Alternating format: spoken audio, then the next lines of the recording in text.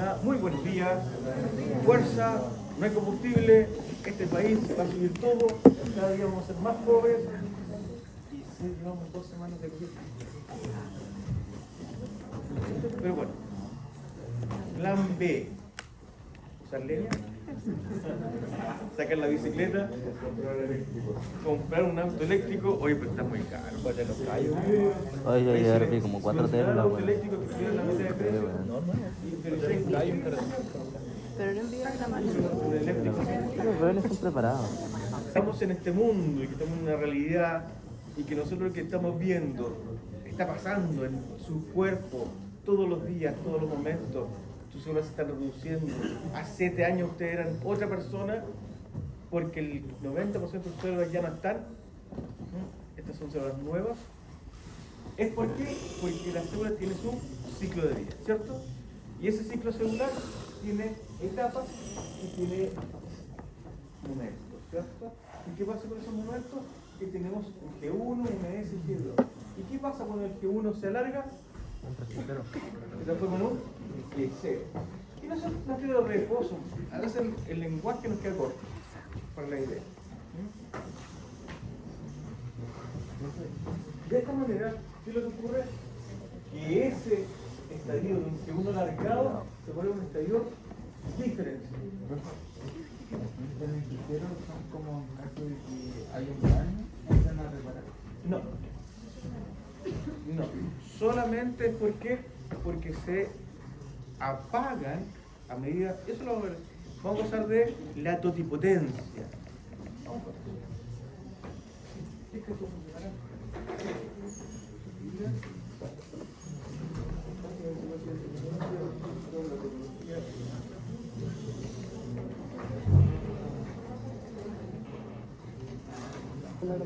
Si hay cualquier problema con las ciclinas, con la lectura, con la replicación del ADN, con el empalme de los cromosomas, esa célula lo más probable es que alterada no va a continuar su desarrollo. ¿Qué va a pasar? Apoptosis. ¿Qué tiene que pasar para que esa apoptosis no ocurra?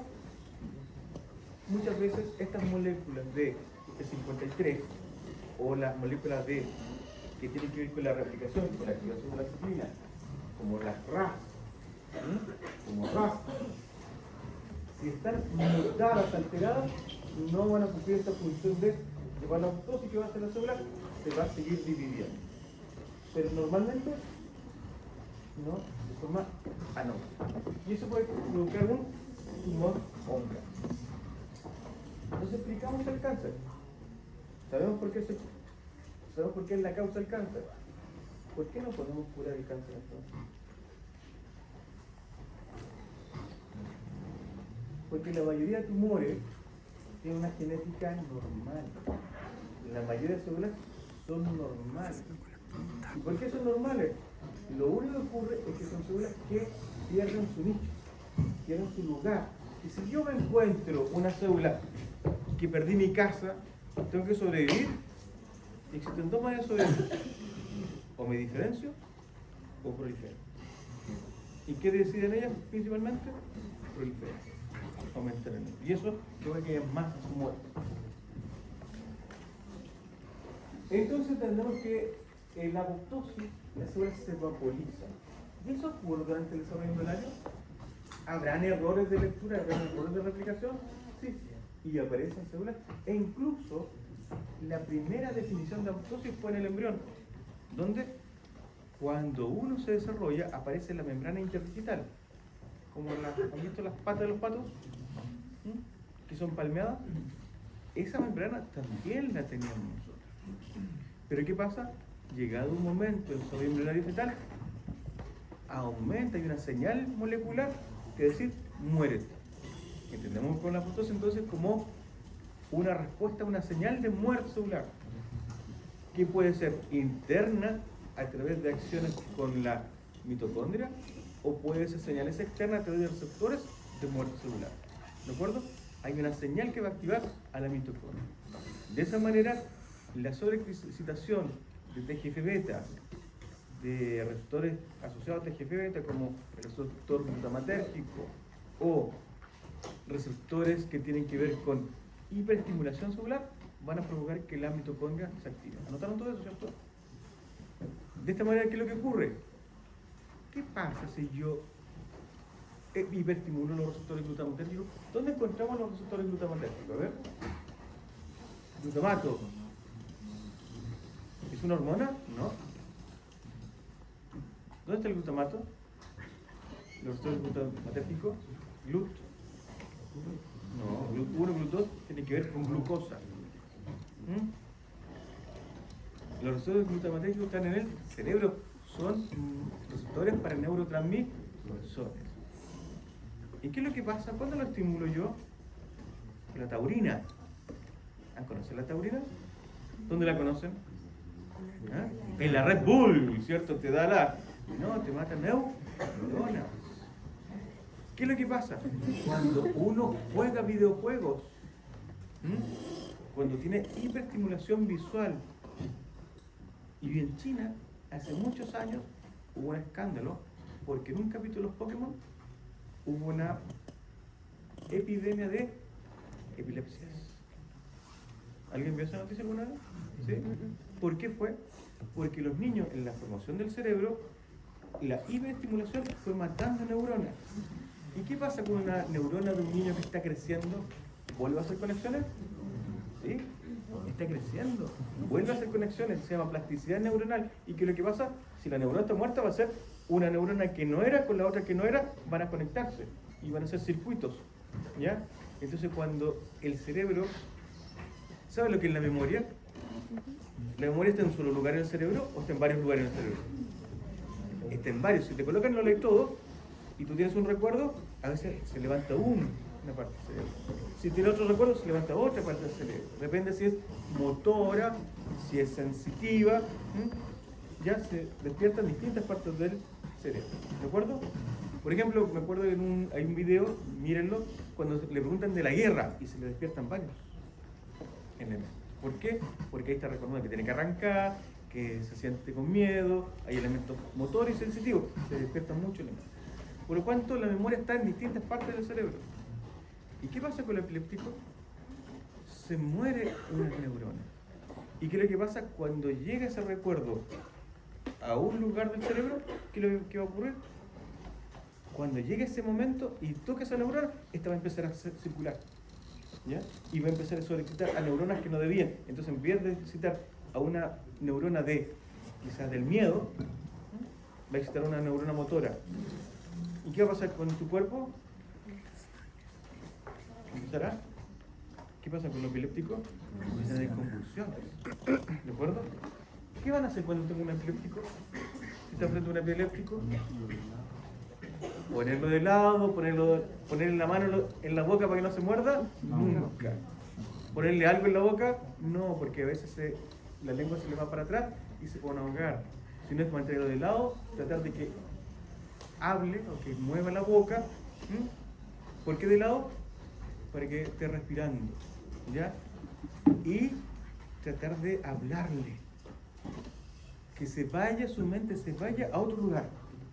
Recuerden un lugar bonito, ¿por qué? Para que esa memoria se vaya a otro lugar, ¿comprenden? Y deje de hiperestimular ese foco de... Entonces, ¿qué es lo que pasó? Fue un foco de muerte celular por hiperestimulación. Entonces, eso activa la apoptosis. ¿Existe otro tipo de muerte celular? La necrosis, me dicen por acá. Allá atrás, acuérdense que me dicen los nombres de atrás porque siempre se sientan atrás y siempre les voy a preguntar. Así que estudiar si se van a sentar atrás. Los que están en el medio, algún día les voy a preguntar. De esta manera, la necrosis. ¿Qué es la necrosis? ¿Cómo la diferenciamos?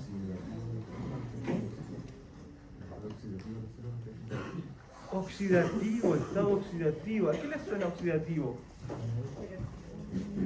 ¿Al peroxisoma? ¿Qué hace el peroxisoma? Lindo peroxisoma, tan olvidado el peroxisoma y es un arreglo casi tan grande como el núcleo celular. Es tan bonito. Quita toxina, ¿cierto? ¿Cuál? Peróxido de hidrógeno. Peróxido de hidrógeno. ¿Cómo se escribe? Ahí atrás, ¿cómo se escribe el peróxido de hidrógeno?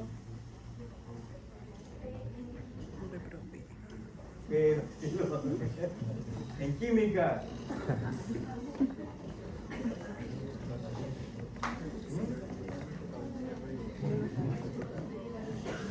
¿Cómo se escribe el peróxido de hidrógeno?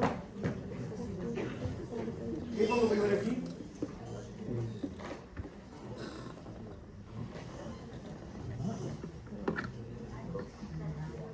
H2 y eso es agua. Ah, por eso es P, porque tiene dos oxígenos. Conocido también como agua oxigenada, ¿cierto? ¿Conocen el agua oxigenada? ¿Se han echado agua oxigenada en una herida? Sí. ¿Qué pasa? ¿No arde?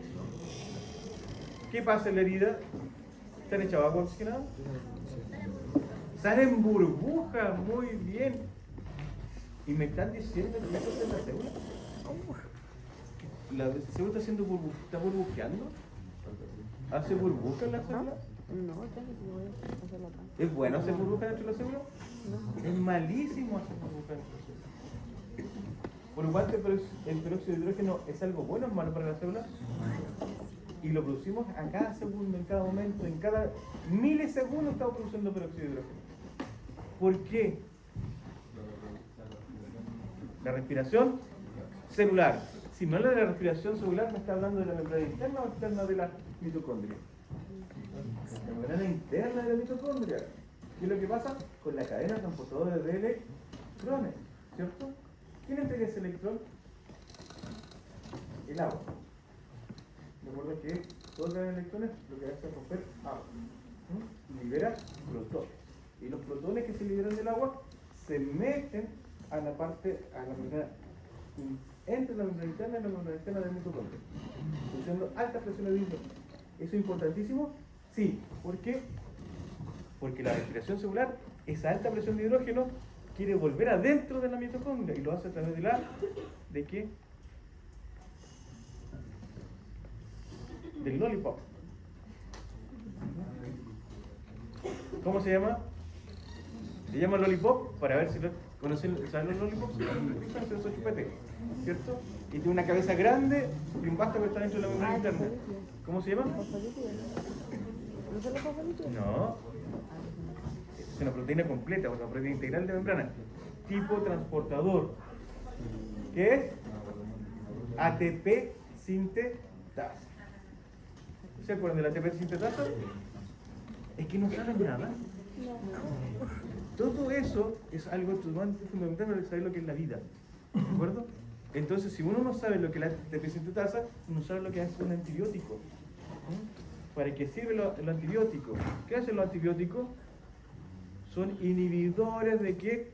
De toda la cadena de fosforilación, de toda la respiración celular. ¿Y qué pasa? ¿La bacteria puede vivir sin poder respirar? No, por eso se muere. Nosotros, como tenemos una membrana plasmática, nos protege el antibiótico, ¿de acuerdo? Pero no 100%. Volviendo, ¿qué tiene que ver eso? Por la cadena respiratoria. Pero ese electrón tiene que llegar a alguna parte, ¿cierto? ¿A quién le vamos a entregar el electrón? Ese hidrógeno que entra, se lo entregamos al oxígeno. ¿Y qué pasa con ese oxígeno? O2. ¿Es oxígeno molecular? ¿Oxígeno respiratorio? Oxígeno respiratorio, porque molecular está hiperreaccionando, pero queda hipercargado. Entonces se llama O2 y tiene un electrón de más. Es hiperreactivo. ¿Cómo se llama eso? Ion superóxido. También es producto de la cadena respiratoria. ¿Y qué es lo que ocurre? Es hiperreactivo. Por lo cual, ¿con quién se va a unir? ¿Para qué? ¿Cómo yo voy a eliminar eso? Asociándolo con hidrógeno. Estoy hiperreactivo. Por lo cuanto, ¿cuánto hidrógeno voy a poner ahí? ¿Dos? ¿Qué estoy formando? Peróxido de hidrógeno. Entonces, peróxido de hidrógeno es producto de la respiración celular, producto de las mismas mitocondrias. Entonces, voy a poner esto de nuevo. Peróxido de hidrógeno. Eso, ya. Eso, hidroxilo también se forman esto. Todos estos se llaman ROS, radicales libres del oxígeno, ¿ya? O reactive oxígeno species, ¿ya? Especies, oxígeno reactivo o radicales del oxígeno, ¿de acuerdo? Los famosos ROS. No sé si los vieron alguna vez, los famosos radicales libres. ¿Se acuerdan de los radicales libres? ¿Qué le decían en el colegio? A mí me decían, no cocinen en microondas. No cocinen en microondas, ¿por qué? Porque el microondas, ¿qué es lo que produce? ROS. ¿Y los ROS qué? ¿Se asocian con qué? Se asocian con cáncer. ¿De acuerdo? ¿Por qué? Porque dañan. Ya, sí, dañan. Si la célula se daña, ¿qué es lo que produce? ROS. Y lo más probable es que una célula dañada sobreviva. No, muera. Por esa muerte celular, ¿cómo ocurre como apoptosis? ¿Y qué significa la necrosis? Que todos estos ROS son elementos que pueden reaccionar con otras moléculas. Y ese estrés oxidativo lo que va a producir es daño de la membrana plasmática. Van a producir poros en la membrana plasmática. Y la célula, en vez de vaporizarse, como está ahí en la foto, ¿cierto? ¿Qué le va a pasar? Se va a reventar. Entonces va a haber glucólisis. Eso que está ahí, ¿qué va a quedar haciendo 6 mitocondrias sueltas? ¿Va a seguir funcionando las mitocondrias? Sí, están funcionando esas mitocondrias, están no dentro de la célula, están en un caldo. ¿Y qué van a producir? ¿Glucólisis? No. Van a empezar a fermentar, producir alcohol, fermentar. ¿Y cómo se huelen las cosas que están fermentadas? Nunca se le queda un plátano ahí negro y después lo huele. ¿Cómo huele? Mal, ¿cierto? Y eso está ocurriendo en el cuerpo humano. Hay cosas que huelen mal en el cuerpo humano, pero que estén malas, de verdad. No es que no me haya bañado. Cuando se hace una herida y esta se infecta, ¿y qué sale de la herida infectada? Pus. ¿Cómo el pus? ¿Tiene un aroma rico? No, nauseabundo, ¿cierto? ¿Y por qué? Porque esa muerte, esas células que ha ocurrido ahí, ha sido por necrosis. Si yo me estrangulo el brazo, ¿de qué color se me va a poner? ¿Por qué? Porque está necrótico. ¿Qué significa? La falta de oxígeno significa que no hay más oxígeno. Entonces, ¿qué le vaya a pasar? Los electrones, cualquier cosa. ¿Y qué es lo que va a pasar con las células? Se van a morir por apoptosis. Por eso se habla de que el miembro se vuelve necrótico. Eso no es apoptosis. Y de esa manera, ¿qué le pasa al ADN? ¿Se degrada así como en cadena? ¿Como regular, como las endonucleasas? No, las endonucleasas son regulares. Solamente en ciertas partes corta el ADN. Aquí se degrada completamente. Se separa todo. Por eso es un bañado continuo. No hay cadena determinada. Por eso es un mecanismo de la apoptosis, distinto a la necrosis.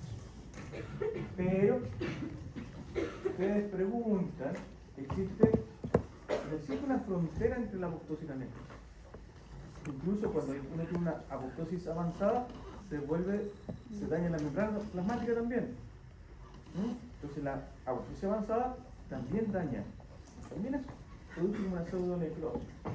Entonces, tenemos una necrosis donde el plasma se revienta, tenemos la apoptosis donde la célula se vaporiza y tenemos la necroptosis donde hay necrosis pero asociada a receptores. Se ha visto que los natural killers, ¿se acuerdan de los natural killers? Matan, ¿por qué? Porque tienen perforina. Pero esas perforinas a veces activan receptores y estos receptores activan cadenas de activación de daño mitocondrial, que va a producir hiperactivación mitocondrial y estrés oxidativo, y eso va a llevar a una cosa programada ahora que se llama la necroptosis. Entonces, volviendo a la pregunta que me hicieron, vamos a hablar de... Vicente, ¿qué pregunta me hiciste delante?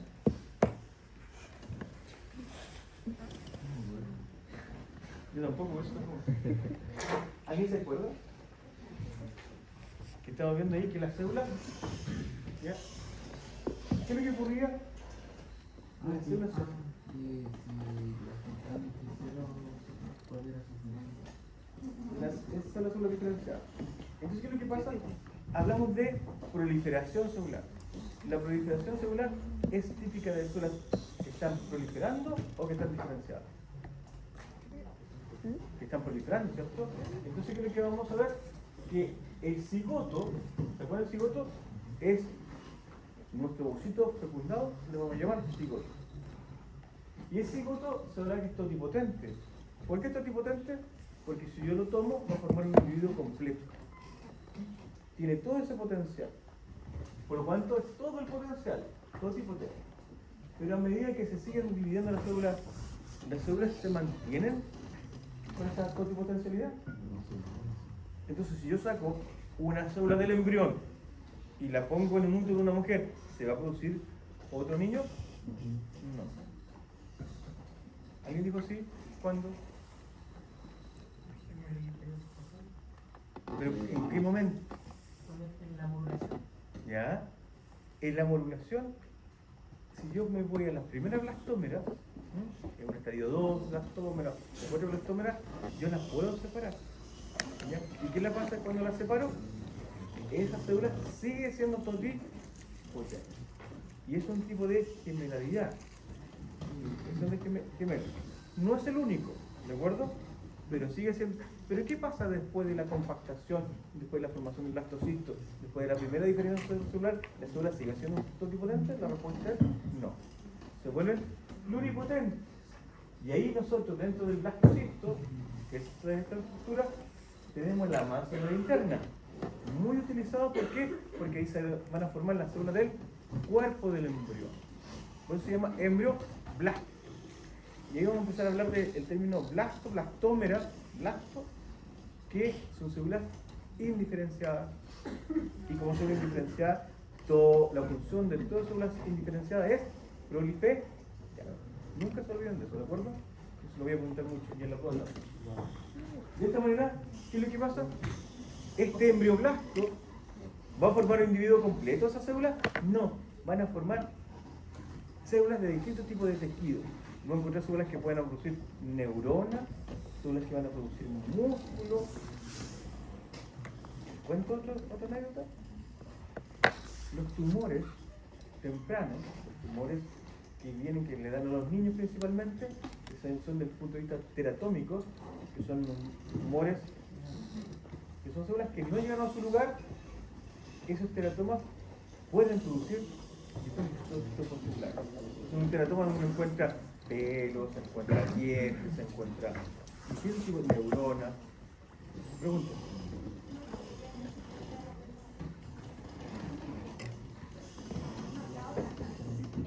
¿Eso? ¿No está en el PPT? No. Acuérdenme si lo subo. Vicente, acuérdame para subir este PPT.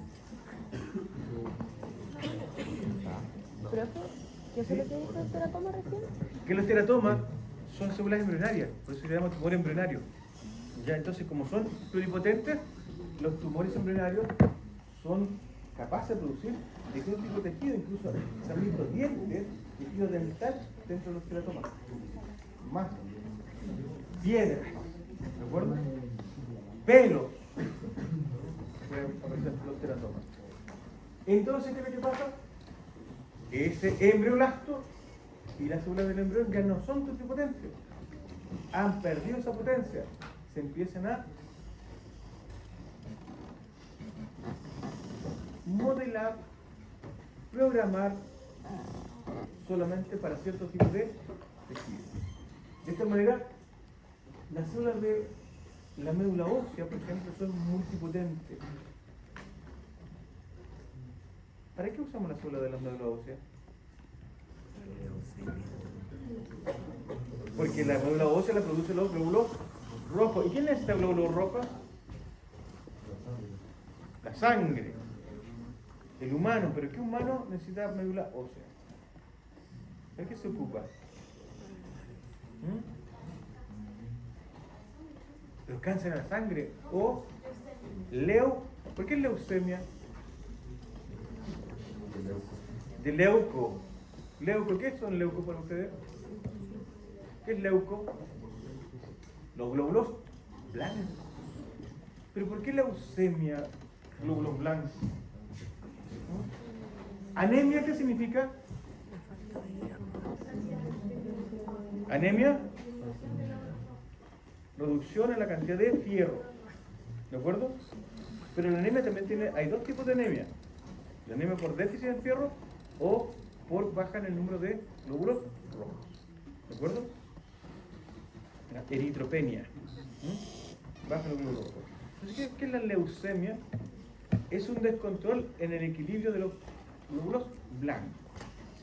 Y los leucémicos tienen más glóbulos blancos o menos glóbulos blancos. Tienen más glóbulos blancos. Pero como hay una homeostasis que es un equilibrio, homeostasis siempre entiéndela como un equilibrio dinámico, pero un equilibrio, por tanto glóbulos blancos, ¿cuántos glóbulos rojos hay? Están en equilibrio, en homeostasis. Pero ¿qué pasa si yo empiezo a aumentar el número de glóbulos blancos? ¿Qué pasa con los glóbulos rojos? Disminuye. Entonces entra en tener una anemia por eritropenia, ¿cierto? ¿Es bueno tener anemia? ¿Por qué no? Porque no estoy llevando oxígeno a mi cuerpo, ¿cierto? Y si no le llevo oxígeno a mi cuerpo, ¿qué le va a pasar?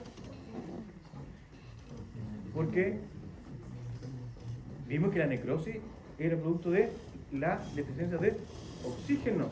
Entonces las células se van a empezar a morir. El niño se está muriendo. Entonces, ¿qué es lo que pasa? ¿Por qué ocurre ese desbalance? Por un problema genético, principalmente. Entonces, ¿qué es lo que necesitamos? Necesitamos un donante que tenga una genética distinta y que pueda tener, ¿qué cosa?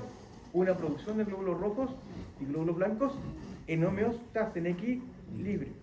Y es por eso que necesitamos donantes de médula ósea. Pero para eso tengo que quitarte toda tu genética. ¿Cómo yo le quito las células que están en proliferación a una persona? ¿Le puedo quitar todas las células en proliferación a una persona? La respuesta es sí. ¿Cómo? ¿Cómo? Pero respóndeme.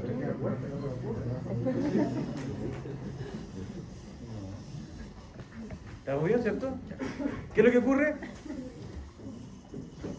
¿Qué le hacemos a los enfermos de cáncer? Quimio. ¿Y qué es la quimio? Es un veneno. ¿Qué es lo que hace? También interactúa con esta respiración oxidativa. ¿Y qué es lo que hace? Que las células se mueran. Pero ¿quién necesita más oxígeno? ¿La célula que se divide mucho o la que se divide poco? La célula que se divide mucho. ¿Como quién? El tumor, el cáncer. En este caso, las células de la médula ósea se dividen poco, mucho. Muchos están produciendo sangre todos los días. Todos los días están produciendo. Entonces, ¿qué es lo que hacemos con la quimio? Matamos todas las células que están dividiendo, incluso las buenas, como son todas tus células productoras de sangre. Y después más encima les damos radioterapia. ¿Y qué produce la radioterapia? También la muerte de células que se están dividiendo mucho. Por eso pierden toda la flora intestinal, pierden todas las células del intestino. ¿Y qué es lo que pasa? Tienen problemas de diarrea y de vómitos.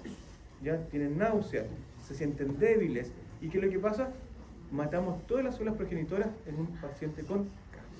Incluso las células germinales, por eso quedan infértiles. ¿De acuerdo? De esta manera, ¿qué es lo que hacemos con el leucémico? Le matamos todas sus células y le colocamos el nuevo paciente, cuando ya pasa la quimio y la radioterapia, le ponemos las células del paciente donante y que van a instalarse por Homing en la médula ósea y volver a producir sangre, pero ahora en forma equilibrada. ¿De acuerdo? Entonces, toda esa teoría del cáncer yo la puedo explicar a través de este concepto que es la multipotencia, ¿ya?, de las células de la médula. ¿Comprenden? Y unipotente son estas células de nuestro cuerpo que están programadas solamente para producir un tipo celular. Por ejemplo, la célula que está aquí, bajo mi epitelio de la piel, de la epidermis estoy hablando, ¿de acuerdo? Debajo de un epitelio, ¿qué es lo que hay siempre? Muy bien, les dije que se lo recordaban siempre, ¿cierto? La membrana basal, que es una matriz extracelular, ¿cierto? Y sobre esa están las células madres de todos los tejidos. Para el lado del tejido conectivo, células madres que van a formar tejido conectivo, sobre los vasos sanguíneos también van a ver todas estas células que son progenitoras, ¿cierto? Y en toda membrana basal van a ver células células madres. Y esas se dividen por mitocondrias. ¿Y qué es lo que va a pasar? ¿Son diferenciadas o indiferenciadas? Están programadas ya. ¿Por qué? Porque su célula es unipotente. Entonces se va a dividir para formar más células de la epidermis. Y yo si la saco de ahí y la llevo y la pongo en un embrión, es una célula diferenciada, ¿qué es lo que va a hacer? Epidermis. Y va a seguir formando epidermis. Si lo llevo a cultivo celular, ¿qué van a producir esa? Epidermis. ¿De acuerdo? Pero no van a ser como las que están aquí, porque al quitarle el nicho van a tomar formas distintas. Yo puedo tomar una célula adulta y volverla indiferenciada. La célula no, pero el núcleo sí. Yo puedo tomar un núcleo y resetearlo y que se vuelva totipotente. ¿Y qué voy a hacer con eso? Si yo tomo un núcleo de una célula diferenciada y lo meto dentro de quién? Este es el cigoto, ¿cierto? ¿Dentro de quién lo voy a meter? Dentro de un ovocito. ¿Cómo se llama eso? No. Tomo un núcleo completo, 2N, no es una fecundación porque sería un haploide. Es un diploide y lo meto en un ovocito que le saqué el núcleo y le reemplazo su núcleo. Eso se llama clonar. Es lo que le hicieron a la abeja Dolly. Es lo que hicieron, es un tipo de clonación. Entonces, ¿qué es lo que pasa? Lo que hicimos es que esa célula diferenciada lo volvimos a colocarla en su ovocito, resetear ese núcleo y volverla a todo tipo. ¿Comprenden? Explicamos la clonación también a través de... Todos esos son los fundamentos que están ocurriendo y que van a ocurrir durante todas nuestras clases. Llegamos a la diferenciación celular. ¿Qué significa esto?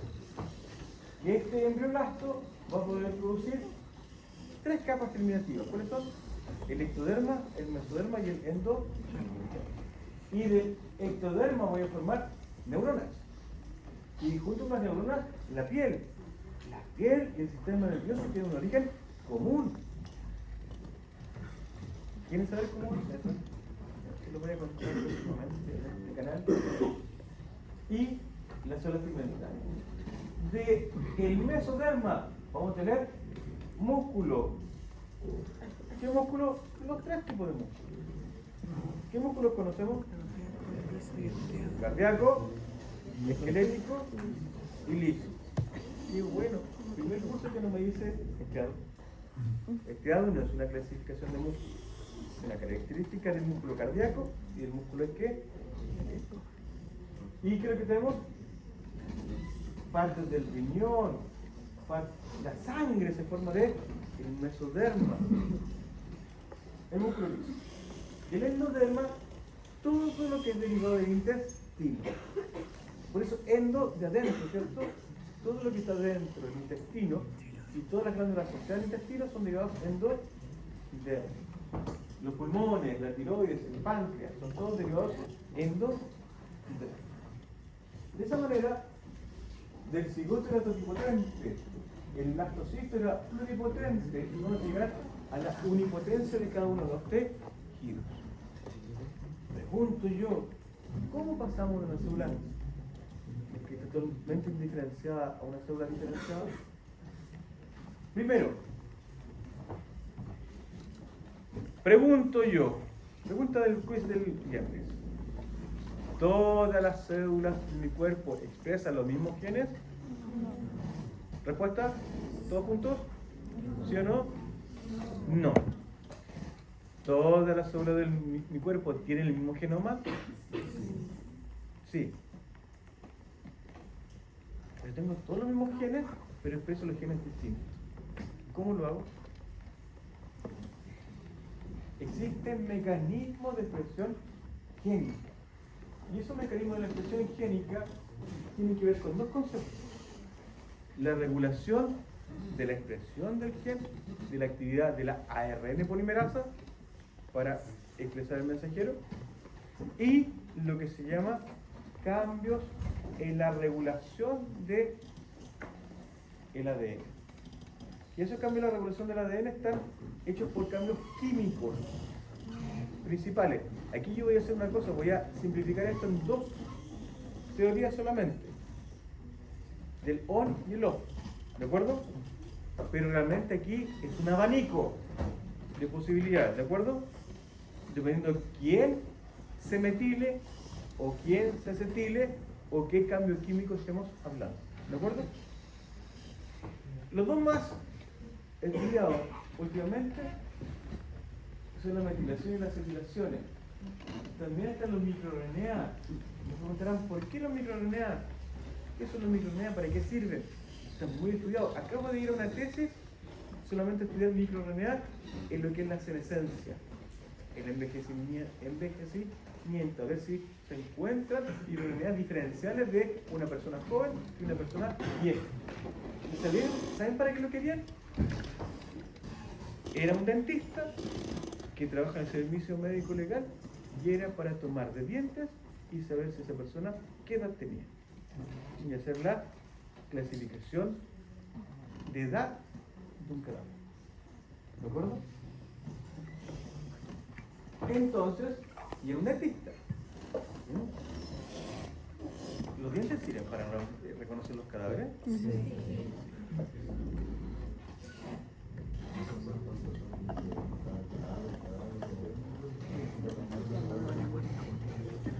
Ese fue el problema del accidente que ocurrió en Santiago.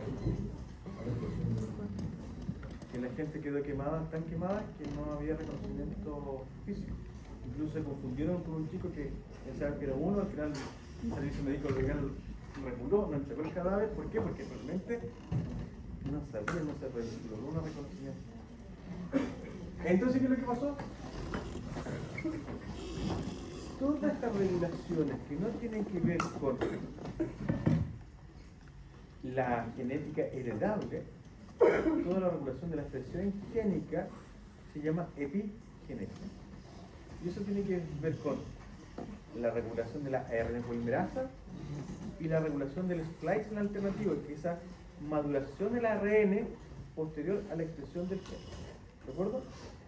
Donde ahí intervienen los microRNA. Entendamos las metilaciones. Oye, cosa divertida.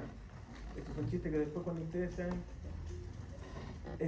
odontólogos van a tener chistes odontológicos, van a reír solamente los dos y nadie más, ¿de acuerdo? ¿Conocen esto si le pongo otro H ahí? Todos lo han sentido alguna vez. ¿Lo conocen o no? CH4, ¿quién es? Todos producimos eso. Metano, ¿cierto? Todos producimos metano, ¿cierto? Todos producimos gases, ¿no? Todos producimos gases, ¿cierto? Hasta le ponen fosforito y explotan. ¿Han visto esos chistes? ¿Y por qué? Y la célula produce metano. Nuestro cuerpo produce metano. No son las bacterias, nuestro cuerpo produce metano. ¿Bien? Por eso que uno lo puede ver desde el punto de vista divertido. Esto se llama metilo, porque le falta un hidrógeno. Y los grupos metilo son grupos que van produciendo la célula. ¿Y qué es lo que pasa? Esos grupos metilo pueden interactuar con el ADN y producir un ADN metilado. Y si el ADN metilado, ¿qué es lo que pasa? Metilo el ADN. Ojo, la molécula del ADN, no la citona, el ADN. ¿De acuerdo? Entonces, ¿qué es lo que pasa? Es como colocar piedra en la vía del tren. ¿Quién va a ser el tren? La máquina la ARN polimerasa. Entonces va a ir la ARN polimerasa, se encuentra con un metilo. ¿Puede pasar? No, porque hay una roca frente. Entonces, ¿qué es lo que va a pasar? Va a provocar el O de expresión génica. ¿De acuerdo? Y va a producir lo que se llama la heterocromatina. ¿Se acuerdan de la heterocromatina? La presenté en la primera clase. ¿Se acuerdan de ese núcleo? Que tenía cromatina condensada y descondensada, un núcleo interfásico. Ese condensado estaba metilado. ¿Y qué pasa con el otro? No está metilado, por eso se llama eucromatina, la descondensada. ¿Y qué significa ese? ¿Ven ahí los símbolos, cierto? Ese es un símbolo que le puse yo, ¿para qué? Para identificar la aceleración. Si yo acetilo la histona, no estoy hablando del ADN, estoy hablando de la histona. Si yo acetilo la histona, ahí atrás, en la esquina, estás poniendo atención a la clase, ¿cierto? ¿Sí? Compañero allá atrás, ¿sí? ¿Tu nombre? Joaquín, famoso. Te pregunto siempre todas las clases, ¿cierto, Joaquín? Después que te sentás ahí atrás y quieres participar, y me gusta que participes, Joaquín. Si yo estoy acetilando las histonas, ¿cierto? ¿Las histonas qué son? ¿Qué son las histonas?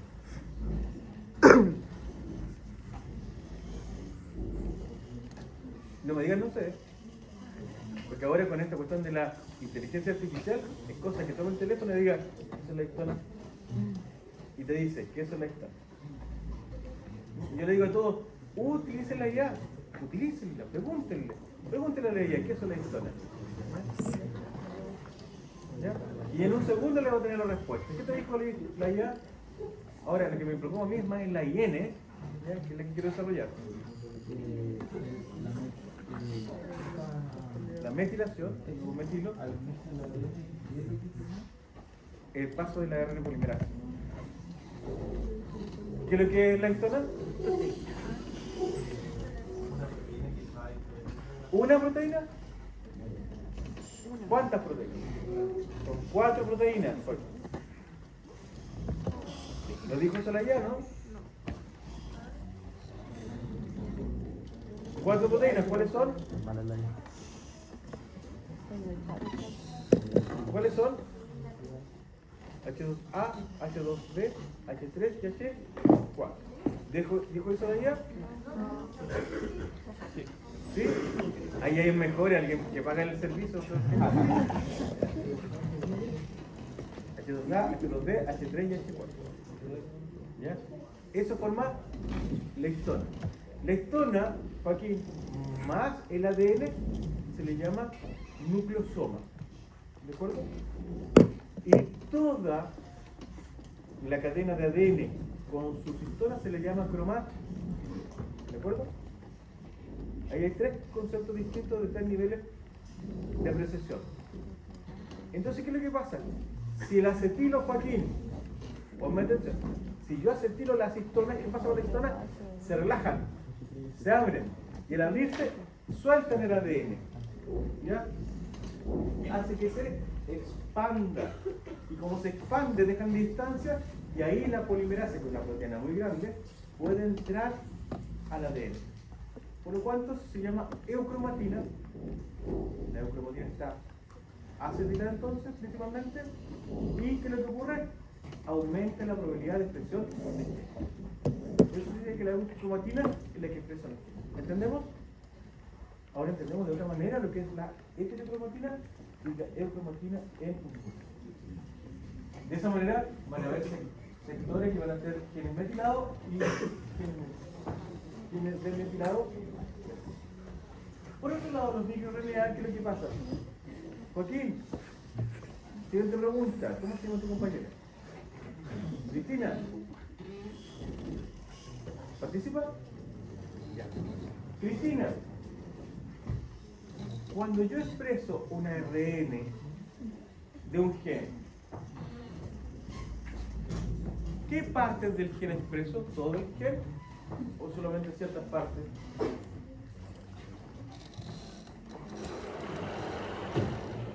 Ya, yo tengo el ADN, Cristina. ¿Cómo expreso? Del 5' al 3', ¿cierto? Y esto lo voy a expresar. ¿Expreso todo el continuo del ADN? No. ¿Cuál es la secuencia? Hay secuencias que se llaman exones y hay secuencias que se llaman intrones. Exones e intrones. ¿Cuáles son las que se expresan? ¿No? ¿Cuáles se expresan? ¿Cuáles solamente se expresan? Los exones solamente se expresan. Entonces solamente ciertas secuencias van a expresar, ¿qué es lo que va a pasar? La ARN polimerasa va a pasar por aquí y va a expresar esto, después va a leer. No, no es así. Realmente lo que ocurre es que la ARN polimerasa expresa todo. ¿Y qué es lo que pasa? Produce un ARN 5', 3' con exones y con intrones. ¿De acuerdo? Pero ¿qué es lo que ocurre? Ese ARN es el que aplica el ribosoma, no, porque después lo que ocurre es que hay una forma que se llama splicing, donde van a haber enzimas que van a cortar y se va a empalmar y solamente van a quedar los exones. ¿De acuerdo? ¿Y qué pasa con ese ARN que también se expresó y que queda y se va volando? Va a formar los famosos microRNA. Perdón, micro, ¿de acuerdo? RNA. Los RNA esos que quedan volando desde los... Realmente, todo decían que era un lastre. Hasta los años 2000, decían que era un lastre. Después se descubrieron que uno podía formar, y esto fue una cosa al revés, que uno podía formar ARN complementario, ¿ya? Y con ese ARN complementario pegárselo a los ARN mensajeros e inhibir genes. Eso se llamaba secuencias silenciadoras del ARN. Y eso fue interesante porque eso fue una técnica que se utilizó para regular genes in vitro. Pero de ahí salió la idea: ¿existirán inhibidores de la expresión en la naturaleza del cuerpo humano? Y se identificó que sí habían pequeños ARN que inhiben la expresión de otros genes y que se expresan durante el desarrollo embrionario. Y esos son los famosos microRNA. Entonces, ¿qué es lo que pasa? Como son cadenas únicas, se pueden pegar a otras cadenas de ARN complementarias.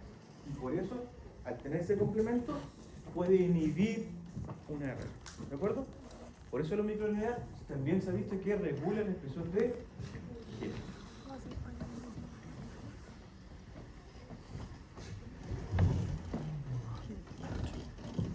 Otra manera de regular la expresión de genes es que hay proteínas que interfieren en la regulación de los genes. ¿Qué significa eso? Rayé mucho aquí, ¿cierto? Tengo un ADN. 5', 3'. La ARN polimerasa lee de aquí hacia allá.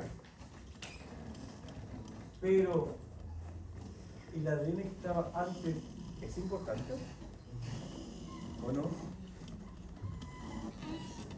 La respuesta es sí. Aquí lo que ocurre es que es el sitio de inicio de la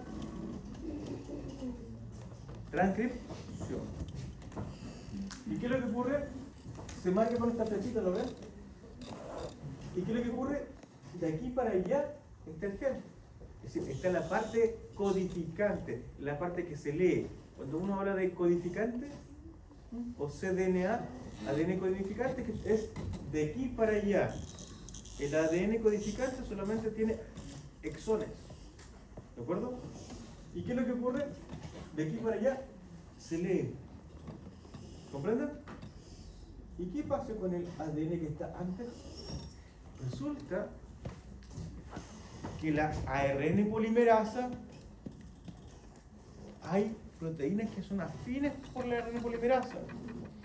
Y esas proteínas afines y que están asociados al ADN van a hacer que, o van a provocar que hayan genes que sean más afines a la expresión génica y genes que van a ser menos. Si yo no tengo estas proteínas, la ARN polimerasa no se va a pegar a ese gen. Pero si yo tengo estas proteínas, que la ven ahí, la tomada y los ve, sí se va a pegar. Esas proteínas que están asociadas y se unen al ADN en secuencias específicas, como esto, ven caja tata. ¿Por qué es caja tata? Porque son timinas, adeninas, timina, adenina, timina, adenina. Son secuencias repetidas en TA. ¿Ya? En timinas o adeninas. Entonces lo pusieron en caja tata. ¿Y qué pasa? Esas secuencias unen a proteínas llamadas factores de transcripción. Ahí están los factores de transcripción que siempre se asocian a la caja tata, que son los factores que están en la mayor parte de los genes, que son los factores generales, ¿ya? Que están en casi todos. Pero también existen proteínas que son específicas, que son proteínas que se pegan al ADN, que son específicas de algunos. Por eso la tiroides tiene estas proteínas de asociación a la polimerasa específica de la tiroides. ¿De acuerdo? El músculo tiene proteínas específicas del músculo, ¿ya? Y cada tipo celular tiene algunas proteínas que son específicas de ese tejido. Por lo cuanto, ¿van a expresar todos los genes o algunos tipos de genes? Van a expresar algunos tipos de genes. Algunos tipos de genes que son específicos de ese tejido. Por lo cuanto, ¿la expresión génica va a ser la misma en todas las células? No, va a ser diferente. Para entender esto entonces, vamos a ver que hay proteínas que se unen a las cadenas que están en la región no codificante, pero cercanas al sitio de inicio de la transcripción. ¿Cómo se va a llamar eso? El promo. Por eso ahora la definición de gen no trabaja solamente con la zona codificante, sino con la zona anterior, que es el promotor. ¿De acuerdo? Y este promotor, ¿qué es lo que va a hacer? Va a producir la expresión de genes específicos de este tejido. ¿De acuerdo? Esa región se llama región cercana, o cis. ¿Se acuerdan de los cis y de los trans? ¿Por qué eran vesículas cis del Golgi? Porque estaban cercanas al núcleo, por eso eran cis, cercanas. Proporción las trans eran las que estaban lejanas al núcleo. ¿De acuerdo? En este caso, hablamos de las regiones cis al sitio de inicio de la transcripción. De aquí para allá, toda esta región se llama el promotor. Pero ven que hay allá una cosa que se llama instancia, que hay otra proteína que está lejana al promotor. Esas regiones se llaman regiones trans, lejanas. ¿Por qué hay proteínas que pueden estar muy lejanas unidas a otra secuencia del ADN y regular la expresión de un gen? Porque el ADN no es una cosa lineal como una flecha. Puede hacer loops, ¿cierto? Y hay regiones lejanas que pueden estar regulando la expresión de un gen. Esos son los famosos enjames. ¿De acuerdo? Entonces, la expresión de estas proteínas específicas del tejido va a determinar qué genes se expresan en un tejido. Toda esa historia que contaba hasta ahora es en respuesta a la pregunta: ¿por qué la totipotencia se va perdiendo? ¿Y por qué se va adquiriendo solamente la multipotencia? ¿Y por qué? Porque se van expresando genes específicos y se van apagando. Se van metilando ciertos sectores y se van estimulando otros sectores específicos. Le mostré una bocina, una bocita, ¿cierto? Le voy a mostrar una bocita y me preguntan, porque es muy entretenido. De esta manera, le pregunté yo, ¿puedo ser que una célula diferenciada se transforme en pluripotente? Sí, a través de transportar el núcleo, ¿cierto? Pero hubo un investigador llamado Yamanaka, que en el 2012 ganó el premio Nobel, que investigó y solamente poniendo 4 factores de transcripción. ¿Cuáles son los factores de transcripción? ¿Se acuerdan? Son estos que se unen al ADN. Estos cuatro factores de transcripción, que son O4, SOL2, KLT4 y CEMIC, son factores de transmisión principalmente embrionarios. ¿Lo expresa la célula adulta? Muy poco. O está inhibido, está en el citoplasma. Si está en el citoplasma, ¿está funcionando en el núcleo? No, pero bueno, está inactivo. ¿De acuerdo? Para que un factor de transmisión funcione, tiene que estar en el núcleo asociado a la letra. De esta manera, él metió a través de la expresión génica, ¿se acuerdan del COVID, cierto? ¿Se acuerdan que había uno de ARN? ¿Qué significaba? Que ese, al meterse, iba a formar la proteína primero y de ahí iba a inhibir al virus, ¿cierto? ¿Qué es lo que pasó?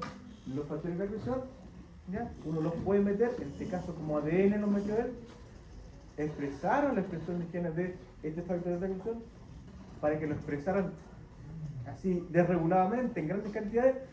Se le coloca un promotor viral. Los promotores virales son promotores que mantienen la expresión constante de una proteína. Por eso uno utiliza esto que se llama ingeniería genética. Construir una proteína tuya pero con un promotor de un virus. ¿De acuerdo? No es algo natural, es algo artificial. ¿Y qué es lo que consiguió al hiperexpresar en un fibroblasto diferenciado? Esto, que se reprogramara y se transformara en pluripodio. De esa manera, si yo puedo de alguna manera a mis células desmetilarla, quitarle la programación que tienen, la podría yo indiferente. De esta manera, él hizo lo que se llaman como células IPS y dijo, toda la teoría celular depende de las células madre. Yo ya no necesito células madre embrionarias. Ahora puedo obtenerlas de cualquier tejido y diferenciar. El problema que ocurría es que muchas de estas células, al tener estos promotores virales, ¿qué es lo que ocurrió? ¿Detenían su proliferación? No. ¿Y qué pasa si yo mantengo mi proliferación? ¿En qué me transformo, Cristina? ¿En qué me transformo si yo no puedo detener mi proliferación? En un tumor, que si es maligno se va a hacer cáncer, ¿de acuerdo? Un tumor es una masa que prolifera. ¿Cuándo se vuelve el cáncer? Cuando esta masa empieza a tener metástasis. ¿Ya? ¿Se acuerdan? No sé si hice el dibujito de los rayos del cáncer. ¿No? ¿Sí? Sí. ¿Ah? El cangrejo, ¿cierto? Cuando hace eso que se llama metástasis, se transforma en cáncer. ¿De acuerdo? Pero si es encapsulado, se llama tumor. Benigno o maligno. Entonces el cáncer es maligno. Es malo. De esta manera, si yo expreso estos genes embrionarios, voy a ser pluripodio. Pero a medida que yo reduzco la expresión de esos genes, ¿qué es lo que empieza? A provocarse la diferencial.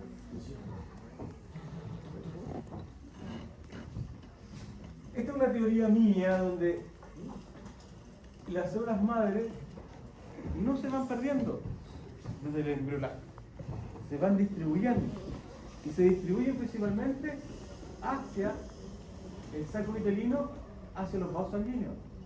¿Y qué es lo que va a provocar? Que estas células empiezan a tomar nichos, principalmente a nivel de la médula ósea, la punta dentaria, los vasos del endometrio y los vasos sanguíneos principalmente. Estas células perivasculares van a mantener la cantidad de células troncales para yo ir regenerando mis tejidos. Por eso bajo todo tipo de membrana basal están nuestras células. Esto me lo voy a tratar. Otra cosa interesante es que dependiendo del tipo de metabolismo, yo también puedo en el embrión establecer tipos de estirpe celular. Si yo aumento la acetona o yo aumento el lactato, quizá el lactato es más fácil. ¿Cómo yo aumento el lactato en mi cuerpo? Tener hipoxia. Si tengo hipoxia, ¿qué le quiero provocar? Aumento del lactato en la célula. Oh, me estoy muriendo, me estoy yendo hacia necrosis. Pero antes de eso, estas células se van a transformar en neuronas. Es por eso que las neuronas, cuando se forman en el polo menos oxigenado del embrión. Pero si yo voy al polo más oxigenado, se van a formar cetonas. ¿Y qué hacen cuando está más oxigenado? Cuando se mueren células hematopoiesis. ¿De acuerdo? Es el metabolismo. Si yo quiero aumentar mis células madre, ¿qué tengo que hacer? ¿Aumentar mi lactato o disminuir mi lactato?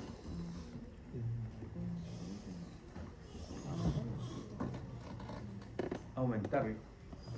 Porque el lactato estimula la formación de células embrionarias principalmente.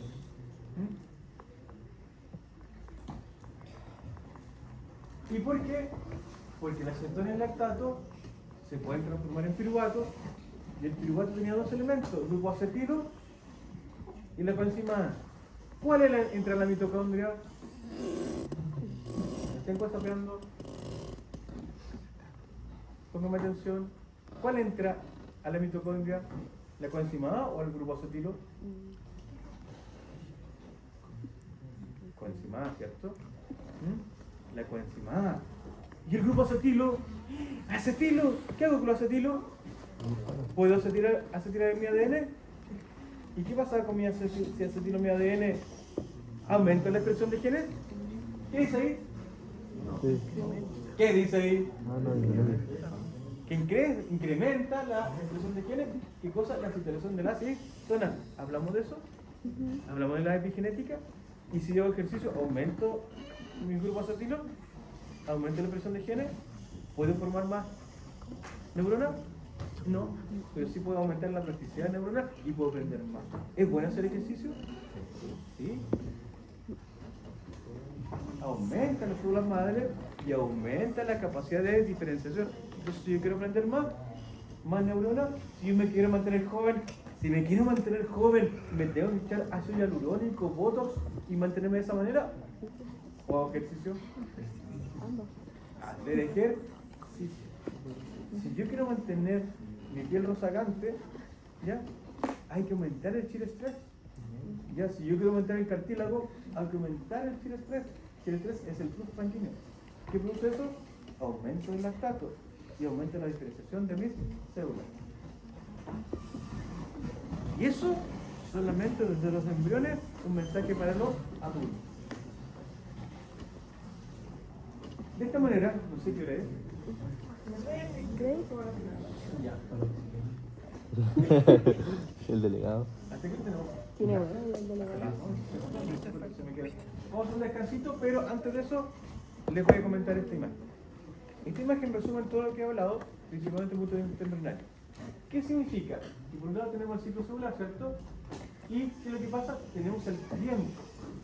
Si este ciclo celular va aumentando en tiempo, si se hace más largo, ¿qué es lo que pasa? Cuando somos totipotentes el embrión y nos estamos dividiendo las células, son proliferaciones rápidas, ¿cierto? Son proliferaciones rápidas. Y ahí se forma el ectoderma, mesoderma, endoderma.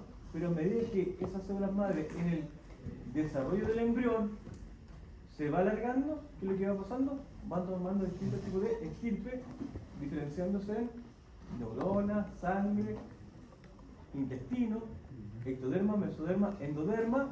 ¿Y qué es lo que pasa? A medida que crece el embrión, por eso es 0 el día de nacimiento, es 5 días del embrioncito, embrión de ratón por si acaso, 21 días. ¿Y qué es lo que pasa?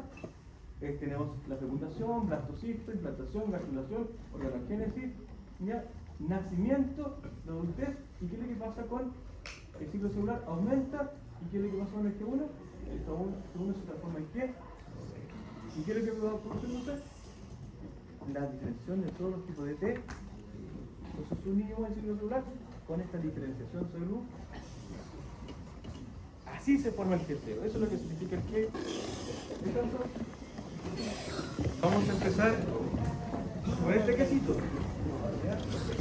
Es un ciclo, ¿cierto? Por eso estaba dibujado como. ¿Y qué ciclo es este? El ciclo de la vida.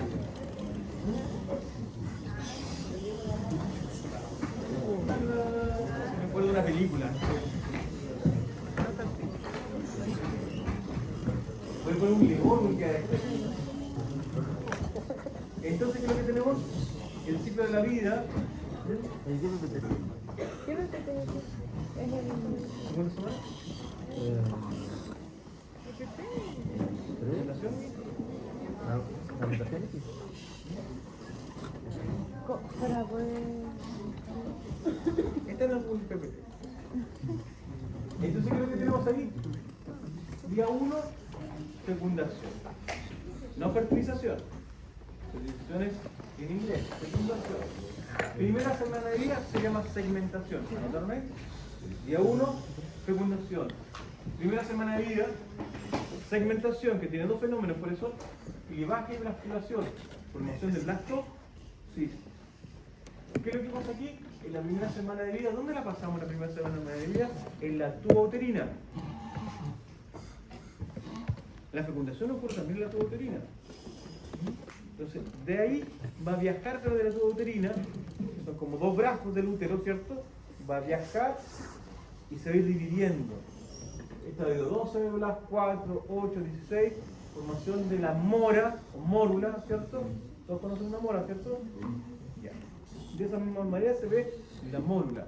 Y esas células empiezan a transformarse en el blastocisto a través de un proceso que se llama compactación y se forma el blastocisto. ¿Y qué pasa con el blastocisto? ¿Ven que las células ya no son del mismo color? ¿Por qué? Porque ocurre la primera diferenciación de las células, que es entre la masa celular interna, ¿también ahí? Adentro, masa celular interna, o embrioblasto. ¿Por qué embrioblasto? Porque esa masa celular interna va a producir el cuerpo del embrión. Y las células que quedan por fuera forman un epitelio. ¿Se fue, Joaquín? ¿Te extraña, Joaquín? ¿Se lo dejó su computador? Pobre, se va a perder toda la primera parte. Ahí atrás, señorita. Característica de todo epitelio. Característica de todo epitelio. Pregunta histología. Señorita, ¿cierto? Característica de todo epitelio. Sin pensar. Así, pensando, pero así. ¿Cómo tú diferencias un epitelio? Porque la forma de la célula, eso no es. ¿Cuál es la característica de todo epitelio? Es que tienen uniones estrechas. ¿Qué significa que tienen uniones estrechas? A ver, díganme. Que están. Y ella me hace con la mano. Le digo, díganme, pero ella me hace. ¿Qué es lo que significa? Que están unidas y tienen un anillo, ¿ya? De una estrecha que es entre todas las células, incluso la membrana basal no se comunica con la apical. La vasolateral no se comunica. Por eso, que para que pase algo ahí en el epitelio del intestino, por ejemplo, a través del epitelio intestinal, tiene que haber una transitosis, porque no se puede atravesar. ¿De acuerdo? ¿Yo me puedo separar las células de aquí de la piel fácilmente? No, porque están todas pegadas. Eso es una característica fundamental de todo epitelio, que tiene un unión estrecha. ¿Y qué significa eso? Que todas las células que están por fuera del blastocisto, el trofoblasto, empieza a tener uniones estrechas, que empieza a ser una barrera, una protección. ¿A quién tiene que proteger? Al niño. ¿Y dónde está el niño? En el embrión. Del embrioblasto se va a formar el cuerpo del embrión y algunas membranas, ¿de acuerdo? Y del trofoblasto se va a formar la placenta, el cordón umbilical. Embrioblasto. O más celular interna, es lo mismo. ¿De acuerdo? Primera semana de vida, entonces tenemos un blastocisto. ¿Nos hemos hecho parte del cuerpo de la madre en la primera semana? No. En la segunda semana, sí. Por eso se habla de la implantación en la segunda semana de vida. Y el embrioblasto se vuelve bilaminar. En la tercera semana de vida ocurre la gastrulación. Formación de un embrión trilaminar. Entonces en la segunda semana es bilaminar el embrioblasto. Ya no es una masa, sino se vuelve un plano. Yo siempre lo explico como cuando ustedes ponen dos globos, ¿ya? Y los juntan. Si lo ponen de colores azul y amarillo, después les voy a explicar por qué. Y los juntan, se ven dos capitas, ¿cierto? Un círculo con dos capas. En ese círculo sería el embrión bilaminar de la segunda semana. Pero después va a pasar un fenómeno que se llama gastrulación, donde van a migrar células, van a meterse entre medio y van a transformarlo en un embrión trilaminar. ¿Dónde? En la gástrula. En la gastrulación se vuelve trilaminar. Y ahí aparecen las tres capas germinativas que son ¿cuáles? El ectoderma, el mesoderma y el endoderma. ¿Cuándo aparecen? En la gástrula. Y somos un disco trilaminar. Y ustedes son un disco rayado, pero disco. ¿Son un disco? ¿Tienen forma de disco su cuerpo? ¿Qué forma tiene? Uno más flaquito, otro más bonito. No, estamos hablando si somos un tubo, ¿cierto? ¿Por qué? Porque tenemos un conducto interno, ¿cierto? No somos un cilindro porque no somos compactos, somos un tubo, ¿cierto? ¿Y qué significa que ese tubo? ¿Cómo se forma? Porque pasa que se pliega el embrión, trilaminar se pliega. Entonces las paredes laterales se unen, por eso uno tiene una simetría. Hay una simetría inicial, una simetría secundaria. Y nuestra cara ¿es una simetría inicial o secundaria? Secundaria. Nuestra cara, antes teníamos otra cara. Parecíamos un gusanito y después se forma esta cara. Después vamos a hacer un pez.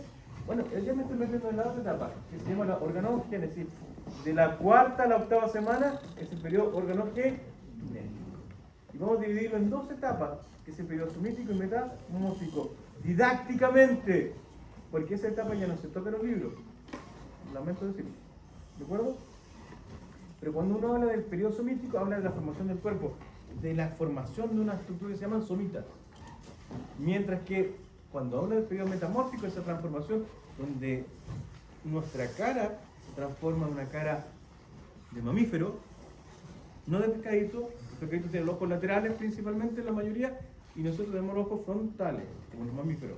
Van a migrar los ojos. Vamos a ver parecido pescadito primero, pero nuestros ojos van a migrar. Nuestra cara se va a formar. ¿De acuerdo? Es el periodo metamórfico y crecimiento de las extremidades. ¿De acuerdo? Y reducción de la cola. No se reduce la cola, no crece. ¿Ya? En nosotros la cola está, pero no como un relicto, no crece. Hay gente que tiene cola, es increíble. Hay gente que sí se desarrolla en vértebras y en el coxis, ¿ya? Y se transforman en cola. Tiene una pequeña unión. Entonces, de la 4ª a la 8ª semana, periodo organogénico. Y de la 9ª semana hasta el nacimiento, el periodo de crecimiento. Es decir, cuando termina el periodo organogenético, estamos completamente formados. Pero medimos entre 3 a 5 centímetros. La implantación y la ovulación, ¿de qué semana a qué semana era? Implantación, 2ª semana, gastrulación, 3ª semana. De esta manera, el crecimiento fetal lo que va a hacer es va a diferenciar todos los órganos que ya están definidos. ¿De acuerdo? Se van a hacer las últimas diferenciaciones, por ejemplo, la desaparición de la membrana interdigital, ¿ya? Va a terminar el periodo fetal, la formación de la oreja, del pabellón auricular va a ser el periodo fetal, ¿ya? Parte del genético termina el fetal y la formación de los párpados. ¿De acuerdo? Nuestros ojos se forman afuera, se meten adentro, se cierra el tejido epidérmico y después se vuelve a exponer abriéndose los párpados. ¿De acuerdo? Y formación de la fecundación. Capítulo de este libro. Y después llegar a la segmentación.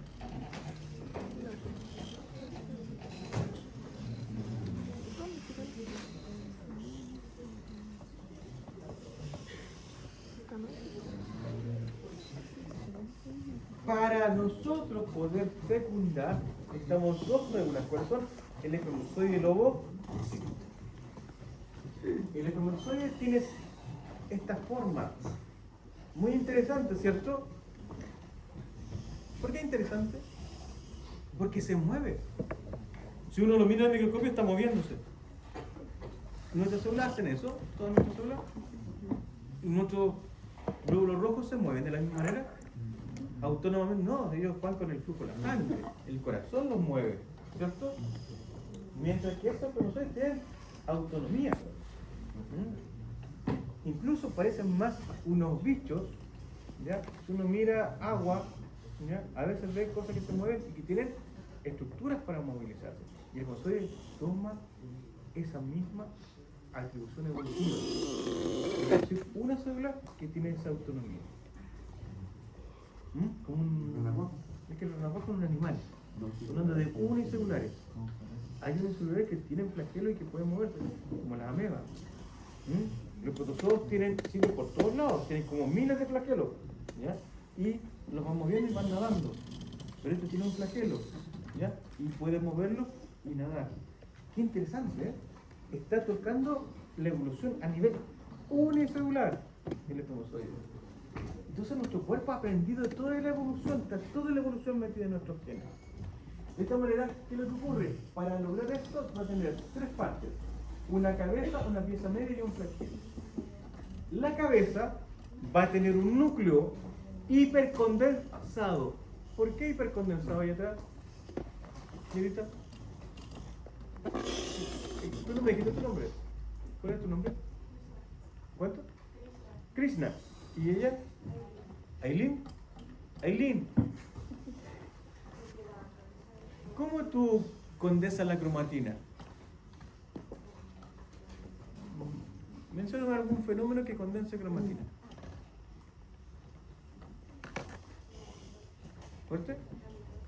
Bien, ¿en qué la mitosis? ¿En qué forma condensamos la cromatina?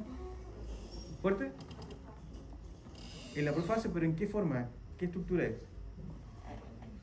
¿Cómo le llamamos a esa estructura que está condensada la cromatina?